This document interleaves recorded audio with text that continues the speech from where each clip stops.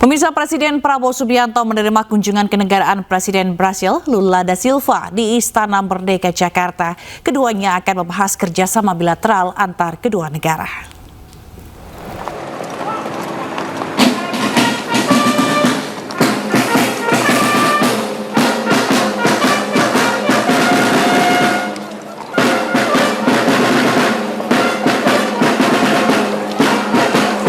Dengan rangkaian pengawalan tiba di Istana Merdeka sekitar pukul 10 siang.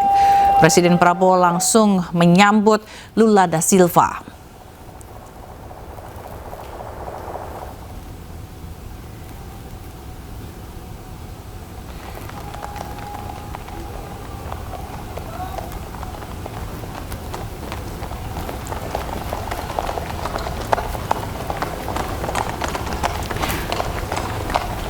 Keduanya lalu berjalan ke tengah pelataran istana untuk mendengarkan lagu kebangsaan kedua negara.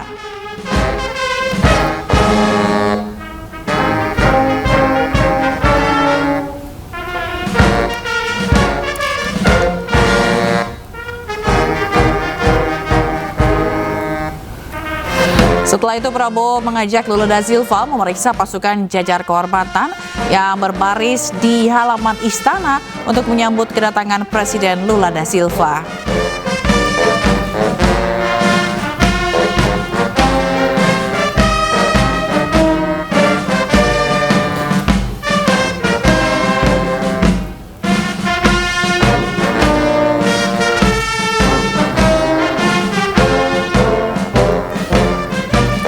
Prabowo dan Lula da Silva berbincang beberapa hal untuk memperkuat hubungan bilateral kedua negara. Salah satunya dengan memasukkan bahasa Portugis dalam kurikulum Indonesia.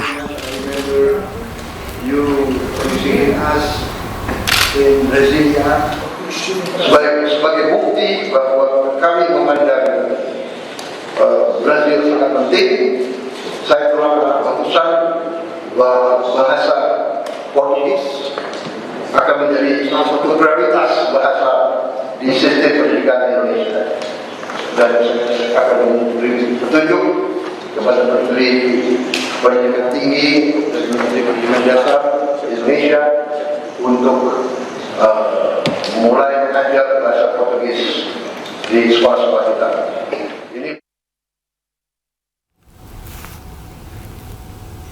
Pemirsa, sejumlah tempat pemakaman umum atau TPU di wilayah Jakarta Selatan kini sudah penuh tak terima pemakaman baru.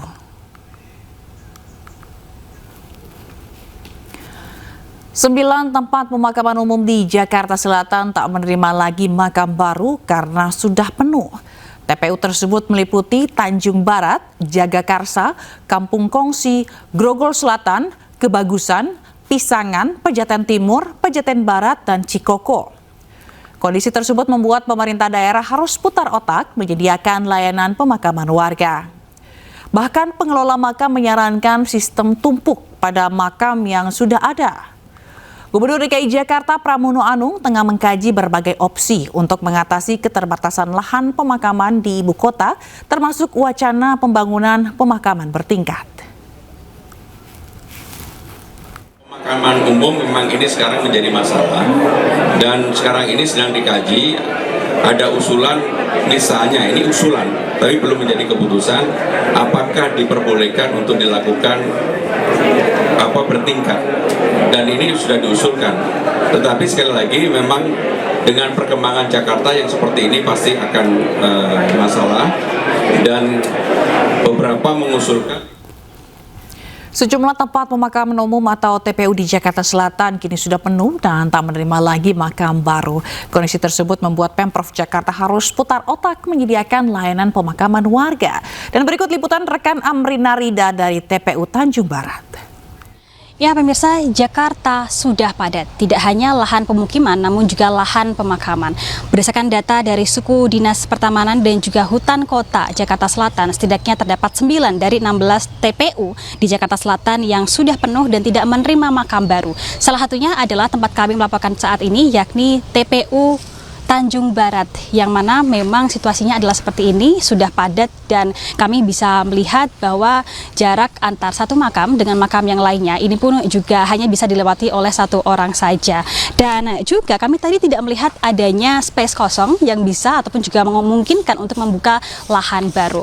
Salah satu solusi yang dilakukan oleh pihak pemerintah Kota Jakarta Selatan dan juga pihak TPU untuk mengakomodir adanya kebutuhan pemakaman ini adalah dengan melakukan pemakaman secara tumpang. Dan kita bisa melihat pemirsa di salah satu pemakaman yang ada di TPU Tanjung Barat ini adalah salah satu makam yang mana terdapat 2 jenazah. Dikarenakan memang di TPU Tanjung Barat ini hanya menerima pemakaman secara tumpang. Artinya, satu makam dari jenazah keluarga yang telah dimakamkan sebelumnya ini ditumpang dengan jenazah yang baru meninggal dunia. Dan tidak hanya satu makam saja, namun juga sebagian besar dari makam-makam di sini memang diakomodir secara tumpang. Ini adalah pemakaman lain yang juga terlihat dalam satu makam terdapat 2 nisan, dikarenakan memang sudah tidak ada lahan baru lagi pemirsa untuk membuka makam baru di TPU Tanjung Barat ini. Selain itu, kalau kita melihat area jalan antara satu makam dengan yang lainnya, ini pun juga cukup sempit, begitu hanya bisa dilewati satu orang saja. Hal ini tentunya ketika situasi padat dan banyak orang berziarah, maka kita bisa membayangkan bagaimana sulitnya bagi keluarga untuk bisa melakukan aktivitas mendoakan ataupun juga melayat secara leluasa. Tentunya hal ini menjadi salah satu permasalahan konkret yang terjadi di Jakarta dan perlu adanya solusi yang tepat, baik itu dari pemerintah Kota Jakarta Selatan ataupun juga dari pemerintah Provinsi DKI Jakarta. Dari Jakarta, Amrina Rida, Yudi Richard, Jamie Jasid, iNews melaporkan. Pemirsa, penyaluran bantuan langsung tunai tambahan yang seharusnya turun pada tanggal 20 Oktober lalu hingga kini masih belum cair seluruhnya. Kementerian Sosial beralasan BPS masih menyesuaikan data yang ada dengan fakta di lapangan.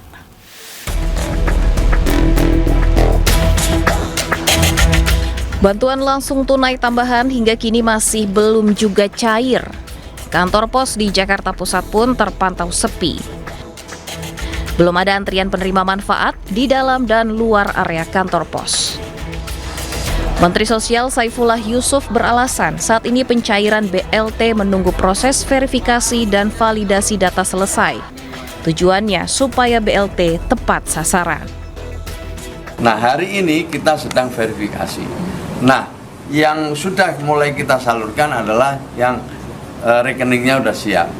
Ya, jadi yang lewat rekening dulu secara bertahap sudah kita proses. Sekarang sudah lebih dari 10 juta, kemarin 8 juta, mungkin hari ini sudah lebih dari 10 juta dari 35 juta yang akan kita salurkan. Program BLT tambahan dikucurkan atas permintaan Presiden Prabowo Subianto. Program ini menyasar 17,2 juta keluarga dari sebelumnya 18,3 juta penerima.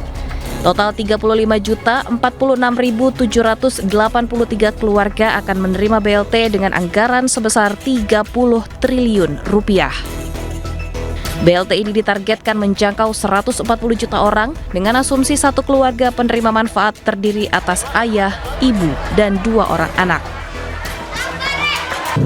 Ini Bapak Presiden minta menambahkan bantuan langsung tunai ini yang akan diberikan pada bulan Oktober, November dan Desember 2025 dan akan diterima oleh 35.46.783 keluarga penerima manfaat.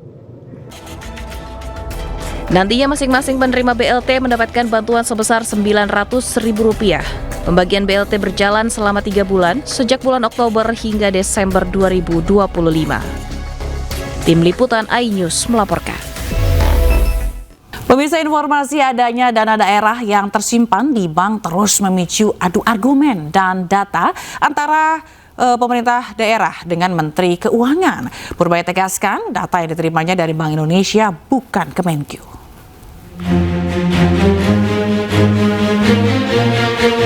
Usai Menteri Keuangan Purbaya Yudi Sadewa buka-bukaan ada dana daerah yang parkir di bank, sejumlah kepala daerah buka suara. Gubernur Jawa Barat Deddy Mulyadi langsung safari ke Mendagri dan Bank Indonesia untuk mengecek dana daerah Provinsi Jawa Barat. Sementara Gubernur Sumatera Utara Bobi Nasution membantah ada triliunan dana daerah mengendap di bank. Data yang ada di Kemendagri itu angkanya itu sekitar 2,6 triliun dan itu bukan uang mengendap. Itu adalah uang kas pemerintah Provinsi Jawa Barat yang disimpan di Bank Jabar. Kan kasnya nggak bisa disimpan di brankas, sehingga kas kita kan karena tidak bisa disimpan di brankas, kas kita ada di bank. Jadi bukan uang yang disimpan kemudian tidak digunakan, bukan. Nah, sedangkan di Provinsi Jawa Barat per hari ini seluruh uangnya tidak ada yang tersimpan di deposito. RKUD kita itu hanya di Bank Sumur. Hari ini saldonya di sana ada 990 miliar. Nah, nanti coba apakah kami salah input ataukah seperti apa yang disampaikan Pak Menko 3,1 triliun. Nah, ini nanti kita lihat lagi. Tapi yang hari ini di rekening silahkan dicek, itu terbuka, boleh dicek. Menteri Keuangan Pak Purbaya, beliau menyampaikan ada dana 14,6 triliun yang dimiliki oleh Pemda DKI yang ada di Bank Jakarta. Itu betul 1000%, bukan 100% lagi, 1000%. Tetapi memang Jakarta ini pola pembayaran untuk APBD-nya biasanya terjadi pelonjakan di akhir tahun. Sementara Menteri Keuangan RI Purbaya Yudisadewa tegaskan bahwa data yang dia miliki berasal dari Bank Indonesia. Itu dana dari BI, itu dicek sama BI, harusnya betul seperti itu. Mereka harus cek lagi seperti apa dana di perbankannya mereka. Pak, penegasan Pak, kalau dilihat datanya untuk berbeda dana berarti yang didapatkan oleh pihak gubernur sama yang dari BI. Itu kan dari data dari Bank Sentral, itu laporan dari bank yang dilaporkan setiap saat ke Bank Sentral. Harusnya itu yang betul. Sementara itu, Bank Indonesia mengeluarkan data per 15 Oktober 2025. Ada 15 pemerintah daerah dengan simpanan tertinggi di perbankan. DKI Jakarta menempati posisi pertama dengan dana 14,68 triliun rupiah. Jawa Timur berada di posisi kedua dengan 6,84 triliun. Di posisi ketiga ada kota Banjarbaru dengan jumlah simpanan di bank mencapai 5,17 triliun. Sementara Provinsi Jawa Barat menempati posisi kelima dengan 4,17 triliun. Pemirsa, informasi sejumlah daerah yang memiliki simpanan di bank dengan nilai triliunan rupiah disampaikan Menteri Keuangan Purbaya Yudisadewa saat rapat koordinasi di Kementerian Dalam Negeri. Dalam rapat ini, Purbaya menyoroti perbedaan data antara Bank Indonesia dengan Mendagri yang mencapai 18 triliun rupiah. Belanja APBD sampai dengan triwulan ketiga tahun ini masih melambat. Rendahnya serapan tersebut berakibat menambah simpanan uang Pemda yang nganggur di bank sampai 234 triliun rupiah. Jadi jelas ini bukan soal uangnya tidak ada, tapi soal kecepatan eksekusi. Tadi Pak Tito bilang bedanya dengan catatan di itu ada 18 triliun ya Pak ya, kalau dari kas daerah. Justru saya tanya-tanya 18 triliun itu kemana? Karena kalau Bank Sentral pasti ngikut, itu dari bank-bank di seluruh Indonesia termasuk di BI, segitu tercatat. Kalau di Pemda kurang 18, mungkin Pemdanya kurang teliti ngitungnya Pak, nulisnya Pak. Kalau BI itu pasti udah di sistem semuanya. Jadi itu mesti diinvestigasi itu kemana, yang selisih 18 triliun itu. Tapi nggak apa-apa, selama di daerah digunakan, itu udah bagus untuk mendorong ekonomi daerah. Jadi kuncinya itu. Jangan ditransfer ke pusat lagi uangnya, jangan taruh di bank Jakarta, tetap aja di bank daerah. Kalau banknya jelek dibetulin supaya uangnya betul.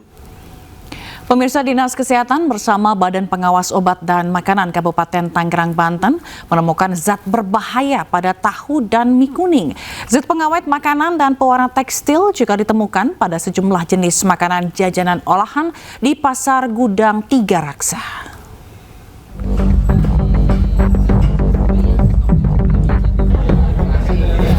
Dipimpin langsung Wakil Bupati Tangerang, Intan Nurul Hikmah, tim gabungan dari Dinas Kesehatan, BPOM Tangerang, Dinas Perikanan dan Dinas Perdagangan menyisir lapak-lapak pedagang di Pasar Gudang Tiga Raksa. Petugas memeriksa kehigienisan makanan dan sayuran, juga obat-obatan yang dijual melalui uji lab cepat. Hasilnya ditemukan sejumlah makanan masih mengandung zat berbahaya seperti formalin dan boraks serta pewarna tekstil. Dari temuan ini, para pedagang yang menjual makanan dan terpapar zat berbahaya diberikan pembinaan. Sementara pemerintah Kabupaten Tangerang akan berkoordinasi dengan BPOM untuk menindak para produsen nakal. Ada beberapa temuan dari tahu dan juga mie kuning yang mengandung formalin, juga ada yang mengandung zat pewarna tekstil. Jadi ini kan tentunya tidak aman untuk konsumen atau masyarakat yang ada di sekitar Tiga Raksa ini. Langkah selanjutnya adalah dari Dinkes akan melakukan pembinaan terhadap pedagang, dari BPOM akan melakukan pembinaan kepada distributor.